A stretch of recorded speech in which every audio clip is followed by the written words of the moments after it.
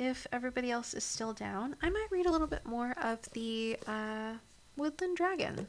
Let's maybe read some more story. This will probably be the last thing I do before bed, just because it's getting a little late for myself and I don't want to stay up horrendously late. But let's get through chapter 2. If you weren't with us last time for the story reading, the book is about two characters. What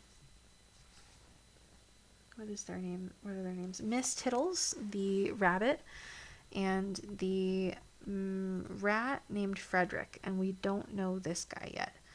And right now they've found a dragon egg. There's a busybody named Mrs. Whiskers, who's like an old lady who's in everybody's business. They're trying to keep the egg from her and everybody else in town, and they're on their way to go see someone to help. Yeah, I'm not quite sure who they're on their way to see. Maybe Professor McCrum? I think that's who the guy on the front's supposed to be. I don't know. But, or at least that's what this name says. So, we'll read just a little bit, and then after this chapter is where we'll end. So, cool. Oh, and there's artwork to show too, so I will make sure to show that, because it's really pretty. And there's a map at the end of this chapter too. I love maps in books. So, yeah, this is inside Miss Tittle's home. Frederick is her roommate, and this is him with the dragon egg guarding it with a little sword, looks like, scepter? Something. Spear? That's, yeah. So, yeah, gives very, like, their homes give me very 100 Acre Woods feels, like nice little cottage town in the woods kind of vibes. But let's see. Yes, cozy time. If you've got tea or something, it is time for cozy. Oh, apparently I on OBS need to log out and log back in with my account, because I tried to do the chat through here and all of my emotes are locked for myself. So apparently I am not me in OBS. Maybe that's part of the problem. We'll just do this in Twitch. That's fine. Yes, cozy time. All right. Miss Tittles was hectically moving from room to room in her home. She was stuffing her pack with an extra dress. Oh, that's right. I'm sorry. Before this, they decided it would be best to travel with the egg to find answers after she found a library book that let them know this was a dragon egg. And they decided, they're deciding what to do. So,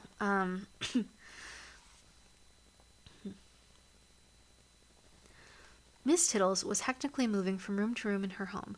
She was stuffing her pack with an extra dress, travel blanket, and days' worth of food. Frederick was on her heels every step of the way. "But we can't just leave a dragon egg here," he almost yelled in panic. "We aren't. You must stay and guard it," she replied in a hushed tone. "Oh no, no and no. We need to get out of here. We need to get it out of here."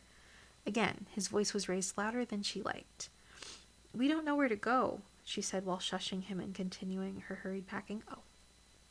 We don't know where to go," she said while shushing him and continuing her hurried packing. "Then where do you think you're going?" Frederick was a little annoyed at being shushed and seemed very confused.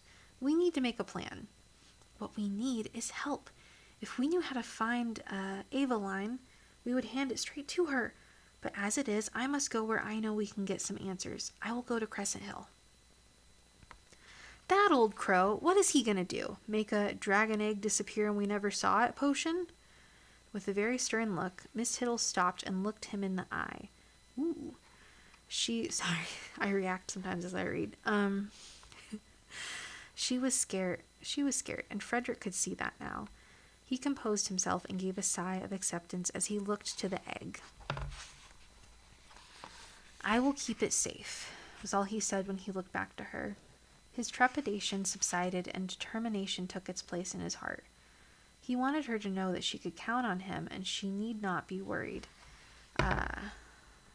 Snooze. Okay.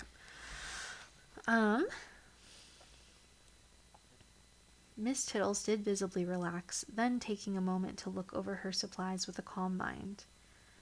Yes, of course, she thought to herself and went to the reading nook. She grabbed the book she had been reading and stuffed it in her bag. Moving back out into the kitchen area, she stopped dead in her tracks. Frederick stood by the egg like a guard at the castle gates. He was wielding a spear. Really? She asked dryly. What? He retorted. Where did you even get that? I made it. He responded proudly, stomping the butt end of the weapon into the floor and puffing out his chest. Oh, I made it. There we go.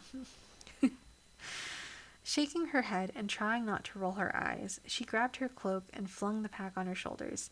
Honestly, she hoped he would never need such a thing. Lastly, she grabbed her walking staff. It was a new one that he made for her. She gripped it tightly and thought of the spear in Frederick's hand. She never thought of it as a weapon, but she considered now that it could be if needed. She tried futility.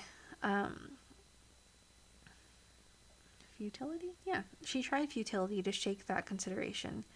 No, wait, did I read that right? Futility? Yeah, I don't know why that doesn't sound right. My brain. She tried futilely to shake that consideration, but it was too late. Now she hoped that she would never need such a thing. Fear started welling back up inside of her. She wondered not only where the egg might need to be taken, but where it came from and how it ended up lying on the forest floor. Concerning a dragon egg, all these thoughts were fraught with danger. She tried to subdue her fear with rational explanations as she headed toward the door. However, she could not come up with any that made sense. Without another word and without looking back, she went out the door, closing it gently behind her. Nothing else need be said. They needed answers. Her mind was racing as she quickly headed south on the path. It was summer and the hottest part of the day. Luckily, this summer had been mild and the humidity low. Still, she felt her skirts cling to her legs. Ooh, been there. No time to complain, no time to waste, and no time to fear. Oh my, there was a dragon egg in her house. Just then, there was a low rumble issuing from the path ahead. Sorry, apparently my body likes to burp when we're in the middle of reading. She stopped, anxiety still gripping her. Holding her breath, she listened as the sound got louder. She had never heard those noises before and started looking about for a place to hide. Recognizing where she was, surprise hit her. She had traveled far, lost in her thoughts. Diving behind a large oak, she knew there was a deep depression in the earth behind it. It was a good spot for mushrooms. A large cart rounded the bend. A contraption of some sort sat in the back of it, spewing out steam. There was a pulley spinning off the side of the contraption with a belt that ran down and around the rear axle so that it all spun together. It was some sort of self-propelled apparatus, and sitting atop it was Professor McCrum. She stood up from her hiding spot, watching in wonder as he rolled by. The absent-minded rabbit never saw her and was soon around the next corner, and she could hear the sound of his machine fade away. This is such a cool drawing. I need to show you this. There we go. That's Professor McCrum on his little cart contraption. Isn't that cute?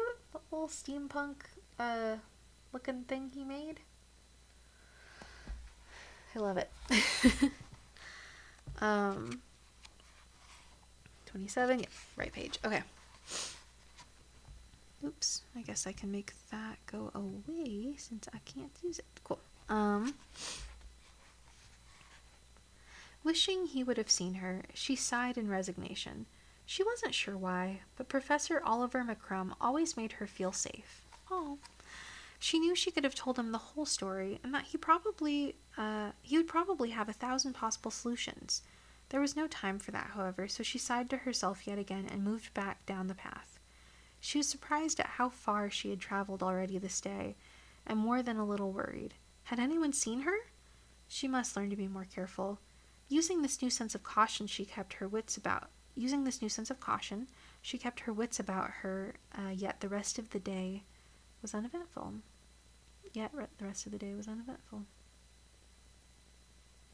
Interesting. Sorry. Even for leaving late in the day, she had made it to her usual resting place for the night.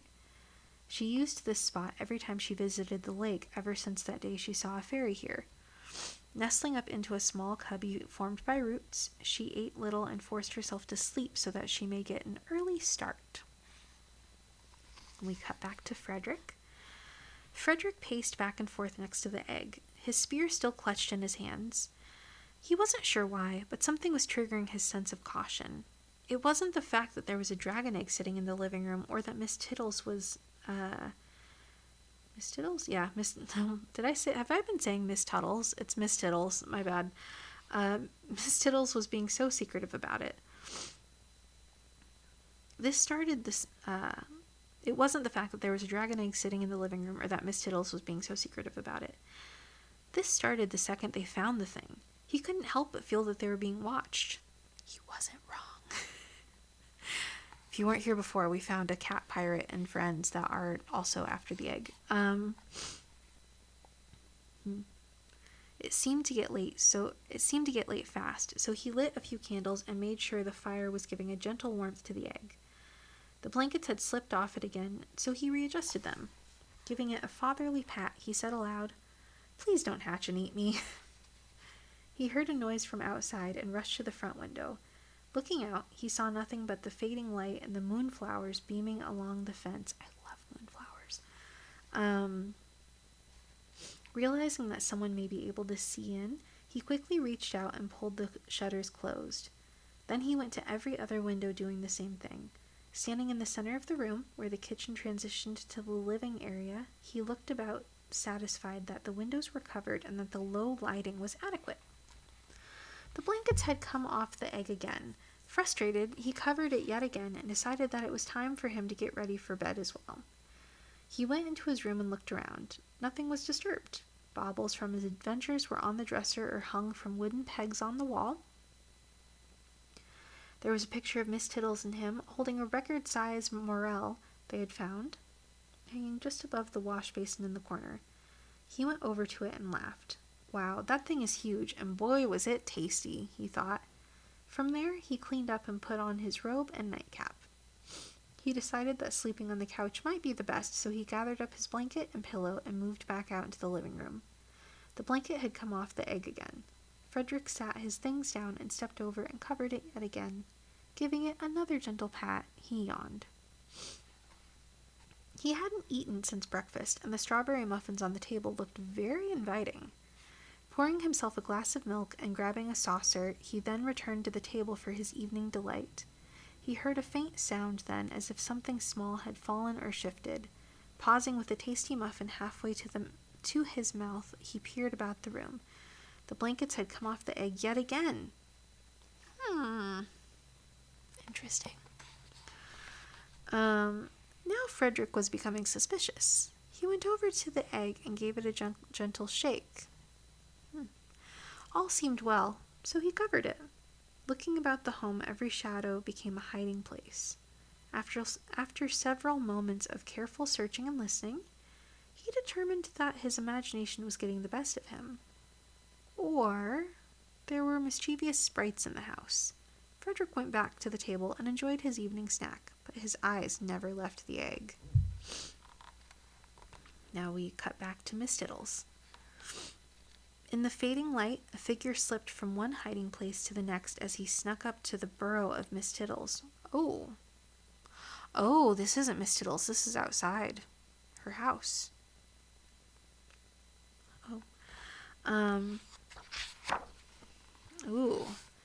It was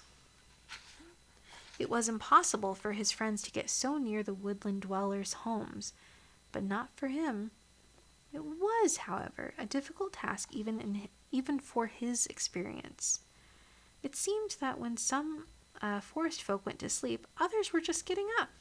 Birds were settling into quaint little tree houses, and bats were emerging from dark holes. Rabbits were very active at this time, it seemed, but he could tell that they were winding down for the night. He snuck past 2 raccoons he thought were up to no good, but it turned out they were just preparing their children for night school.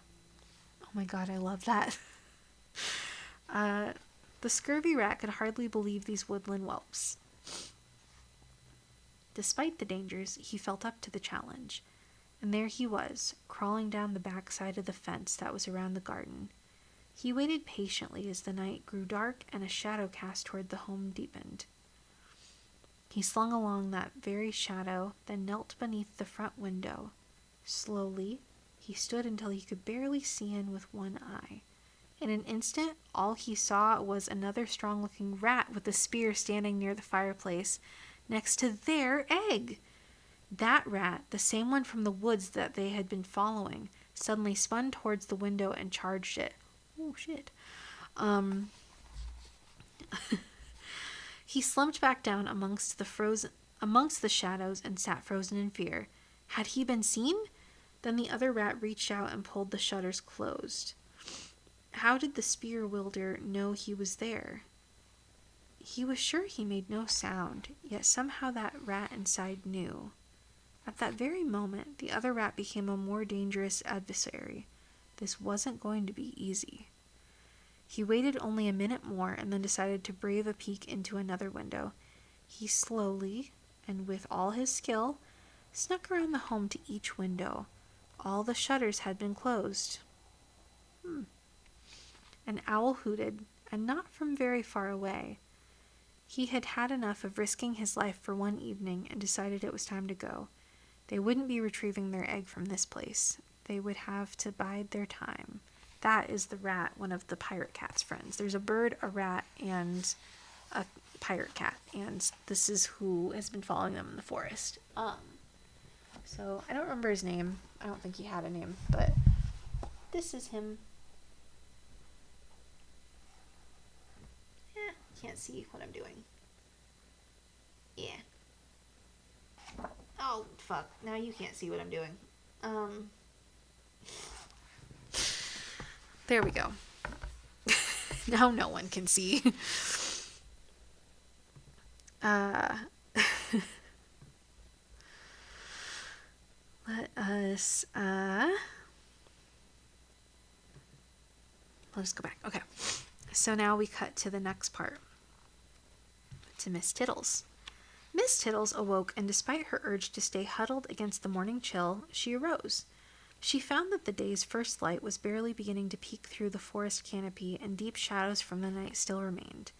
She wanted an early start, but decided to stay where she was until the sun had risen a bit farther. She took the time to eat a small snack and think about her latest adventure. She was glad that most of the fear that had gripped her day before had passed. Sorry. She was thinking more clearly and knew that her decision to visit Gwendol was a wise one. The woodlands had brightened quickly, and she could hear some cardinals. Oh my gosh, I'm sorry. Good God. The woodlands had brightened quickly, and she could hear some cardinal lads singing a song not too far away. Still not wanting to confront anyone, she quickly packed her things and moved on. It sounded like teenagers anyway, probably a good stash of blackberries. Most of the day was uneventful, and Miss Tittles thought she would make it to the lake not long after lunch. She did see Carl the squirrel, though, from a distance. He had gone deep into the forest after some large acorns and was hauling them home. He was also in no mood for conversation, apparently, as he merely waved. Politely, she returned the gesture and pressed on before he changed his mind. She reached the lake, and as always, when she went down the rocky path, she took deep breaths of the crisp, moist air, that drifted up to her. I know not everyone likes that word. She took a small whistle made from a shell with swirling white and purple colors from her pocket. It was a present from her dear friend Tabitha, who lived at the lake. Miss Tittles used it to announce her approach so that Tabitha would know she was there and had come to visit. It was Tabitha's idea when Miss Tittles spent 3 hours walking the shoreline, shouting her name on their second visit. Moving along the well-worn path, she blew the whistle several times. It was only with a single note that the sound was soft. As she came around the final bend, the trees opened before her, and she gazed out over the water. The lake was clear, and the wind made no ripples on its surface. On the other side stood Crescent Hill. She, however, always thought it a small mountain. It had grassy slopes with large oaks that grew far apart from each other so that they were tall with wide canopies. Miss Tittles knew it could take some time before Tabitha got to her, so she found a comfortable place to rest and eat some lunch. It wasn't long, and ripples began to appear in the water a little ways from the shore. They moved closer, and then the top of a shell broke the surface. Then Tabitha poked her head up with a wide smile splayed across her face. Miss Tittles leaped from her seat and ran to her. Their embrace was strong and filled with love for one another. Miss Tittles and Tabitha shared a rare bond. They were certain their lives were intertwined through many lifetimes, and in this one they were the dearest of friends. "Hello, my dear," Tabitha said softly. "This is an unexpected surprise. I thought we weren't meeting again for another week." "Yes, dear Tabitha, I have come early," Miss Tittles responded.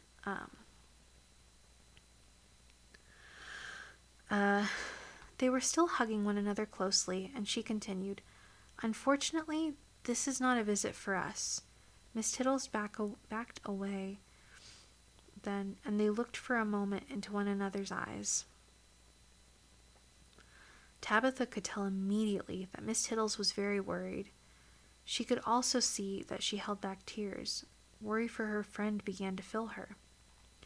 Miss Tittles was unable to keep anything from Tabitha, and in her mind, why would she? "We found a dragon egg," she blurted. Let me double check and make sure.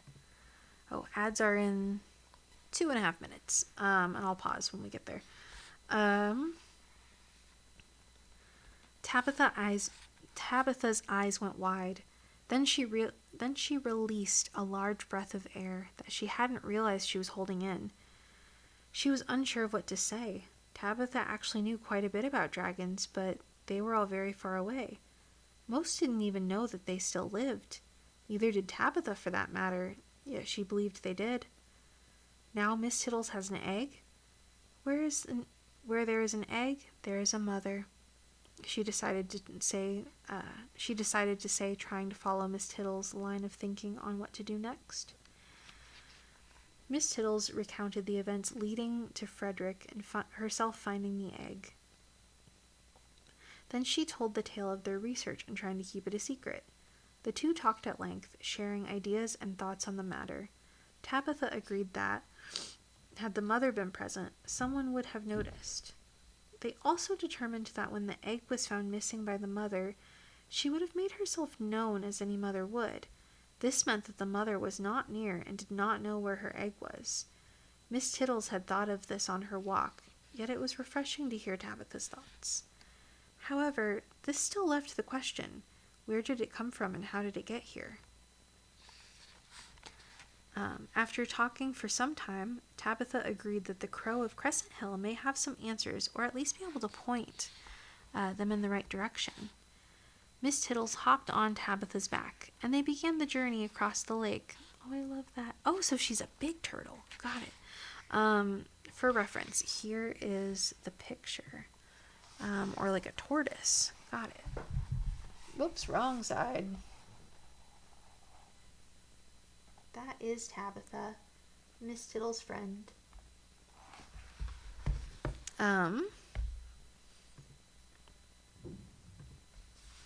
see. Oh, ads are in 30 seconds, so I will pause, and then we just have a couple more pages. We've got like two or three more pages before the end. So, yeah, we've got 1, 2, 3, and then a cool map. No, 1, 2, 3, 4, and then like a cool map. So we're almost there. But ads are going to happen for 3 minutes. I'm going to pause. I'll go to a BRB screen. I'm going to get some water. Let's see.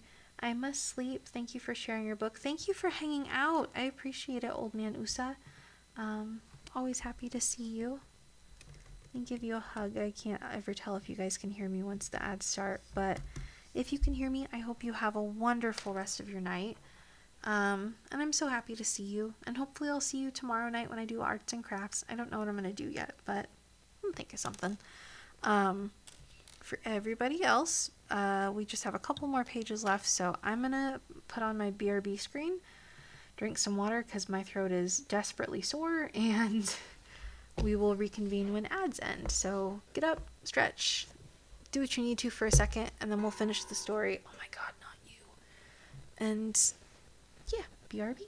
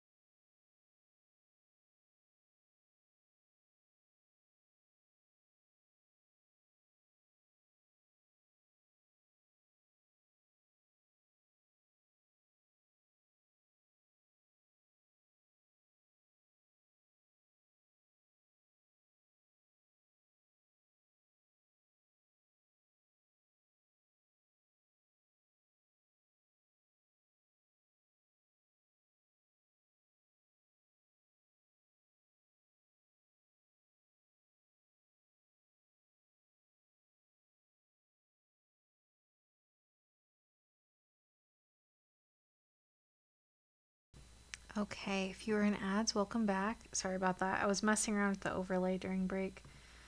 I was trying to figure out how I could add text over top that said like ad break or something like that. But anyways, and then I added a color source and it like freaked out. So anyways, we're back. And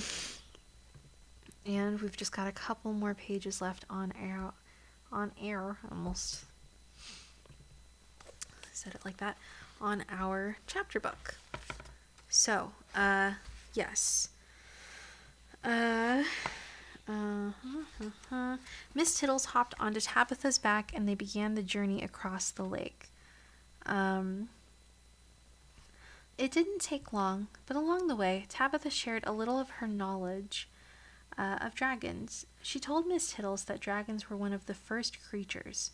They were born at the same time that magic entered the world, and that they were protectors of magic and elements. Sorry, pardon me. She also explained...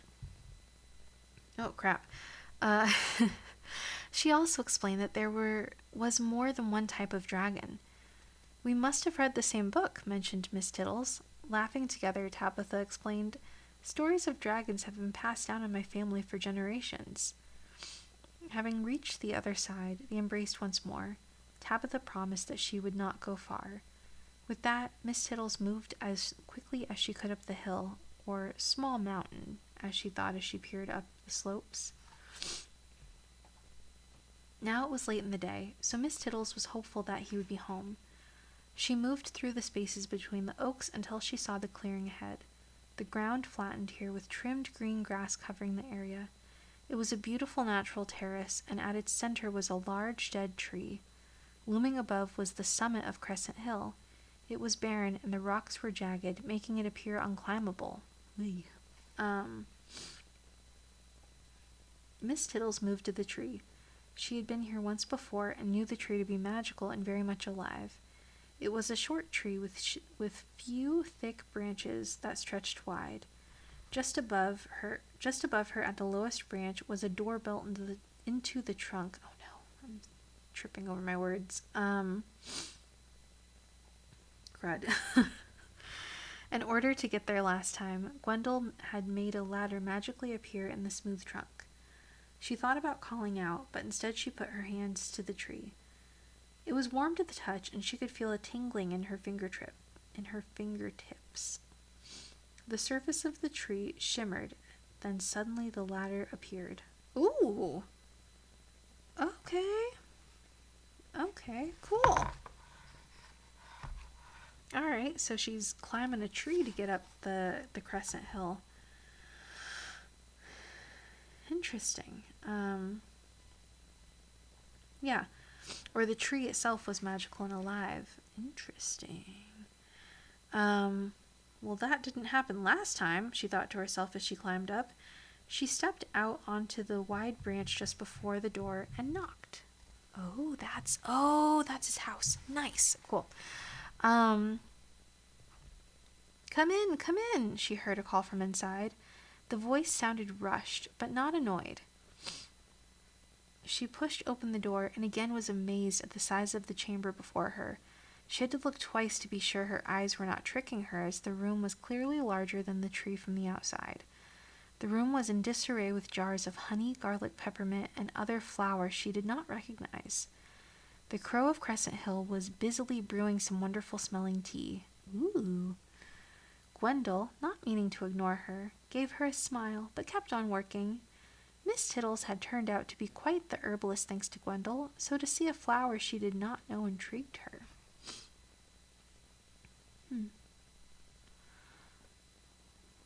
What is this? She asked quietly, not wanting to disturb him. Oh, what is this? Yeah. Yarrow, he said plainly as he measured honey into an argyle jug. This is the Crow of Crescent Hill. Very cool vibes, by the way, of the house. Very herbalist, very, looks like they live in a cool magical tree. Huge vibes. I love this. Oh my god. I don't know how well you can see this. I'm sorry. So I'll just leave it like this for a few minutes. Yeah. So that is the herbalist. Yeah, all the jars and stuff behind. You can see the bread, the herbs, yeah, definitely a vibe. I would hang out there.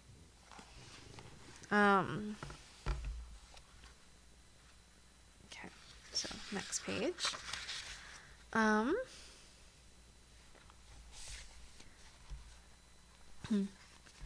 He then handed her a scroll which she unrolled and read.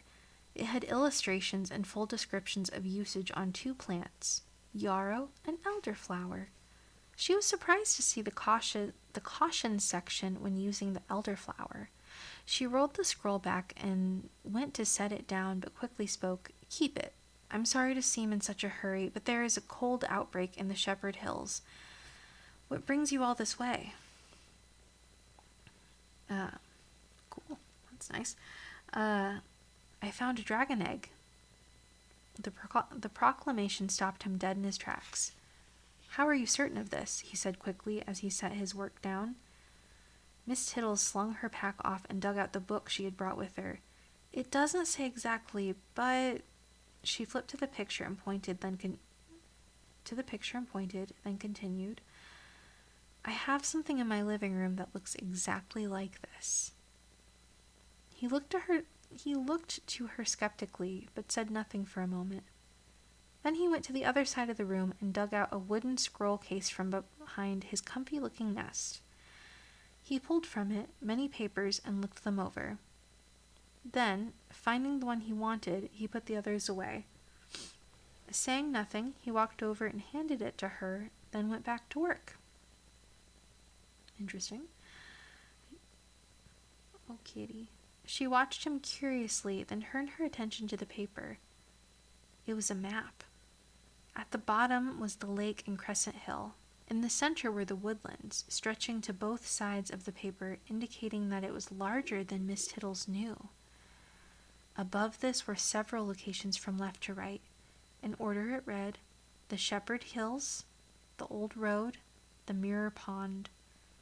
She carefully examined each of these locations. The Shepherd Hills had symbols that she determined represented hills, but also some that looked like houses and crops.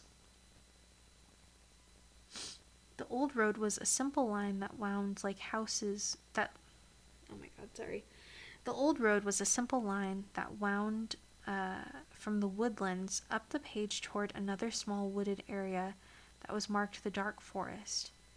Then the Mirror Pond had symbols, just off the right-hand side of the Old Road that looked like a bluff, and at its base a small body of water. From this pond, a creek flowed down into the woodland, and then to the right away from the village area and the other creeks that she knew well. Her eyes went back to the area marked the Dark Forest. Drawn in the center of this wooded area, 3 trees were depicted as much larger. They were marked the Sisters. The Old Road continued up beyond the Dark Forest to a symbol that looked like ruins. These ruins were at the base of a mountain range that was the top of the map. According to the map, the ruins were labeled Darkwind. She looked up in wonder from the map. Her world had just gotten much larger. She had a feeling this recent adventure would take her to these places and perhaps beyond. The Crow of Crescent Hill was back to work but was watching her from the corner of his eye. Her mouth suddenly dry and a thousand thoughts